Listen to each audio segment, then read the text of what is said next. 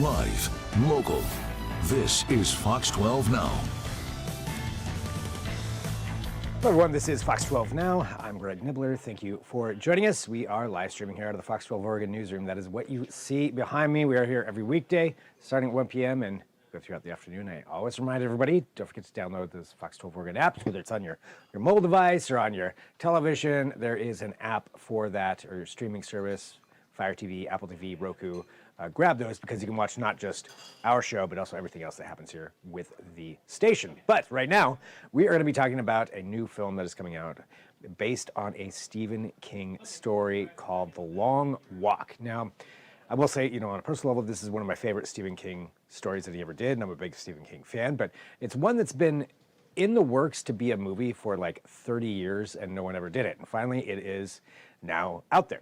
And it's not a very uplifting story, I'll say that, it's Stephen King, but it's essentially, if you watch The Hunger Games, it's kind of like that, only instead of hunting each other, people are walking. And if you stop walking, then it doesn't work out very well for you. But the person who walks the longest, well, it works out really great for them. So anyway, that's kind of the basic premise of this book. And one of the stars of it is Judy Greer. Judy Greer, you may recognize from lots of things. She's a voice in Archer. She's Arrested Development. Say Goodbye to These, Michael. So, I mean, lots of things, that Judy Greer is in. She is an incredible actress. And we got to talk to her for just a little bit, though, about this role. And one of the first things that I did ask her was just if she had ever actually read this book before. So here's what she said. No, I hadn't. I hadn't heard of it, which I felt really yucky about because I thought I knew everything about Stephen King.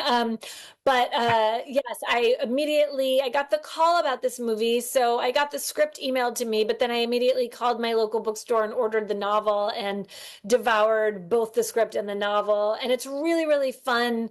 If you haven't read this novel, I would highly recommend it because it's obviously so much more layered, but it's really interesting. I love the choices that we made, and to know also that Stephen King signed off on our script. So you're getting a Stephen King approved version of his story.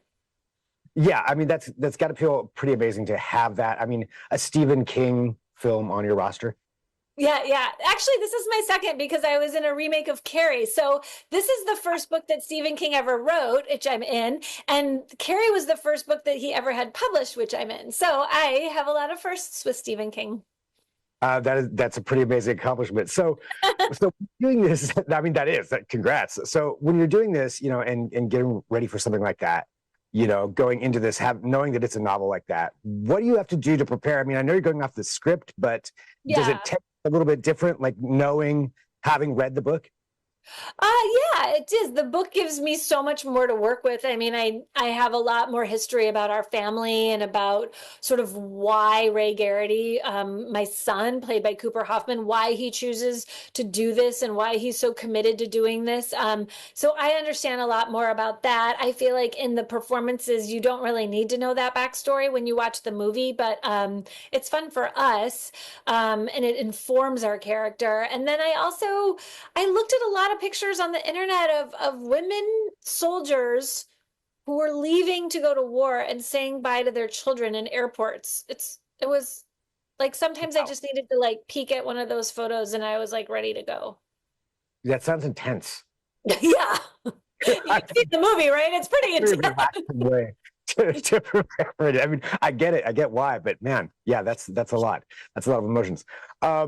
Well, for the movie now, coming out, people are going to get to see it. What would you want people to take away from this? I mean, I hope they love it, but mostly when I finished watching it for the first time, I really felt a lot of love. I felt like there was a lot of hope. I had hope for the human condition. I think the story of connection and about what we need is love and relationships and connection to other people is kind of my takeaway. The one more thing I just wanted to ask you too, because I mean, I know you've got your autobiography out, and we're just talking about your Stephen King films, but all the other work that you've done, you've been in so many amazing things. So I have to ask, what do you most get recognized for? Probably it changes. always is shifting and evolving, but probably right now it's like 13 going on 30, and an Archer and Two and a Half Men. Wow. I mean, you just have such an incredible, amount of things that you've been a part of. So huge fan. And Yeah. Judy, I want to say thank you, for having time Yeah, to of talk course. about too. And congrats on 2 Stephen King films now. Yeah, hopefully there'll be more. Yeah, awesome. Judy, thank you so much. Yeah, take care. All right. So again, thank you to Judy Greer for joining us on that to talk about that. Her autobiography is I don't know what you know me from, so that was hence where that question came from. But also, thank you for joining us here for Fox 12 Now. So we appreciate it. We've got lots more coming up throughout the afternoon. If you're watching live, lots of segments for you to take a look at on the Fox 12 Oregon app or wherever you're finding us. Thanks for doing so. We're going to take a break for right now, though. I'll talk to you soon. I'm Greg Nibbler. This is Fox 12 Now.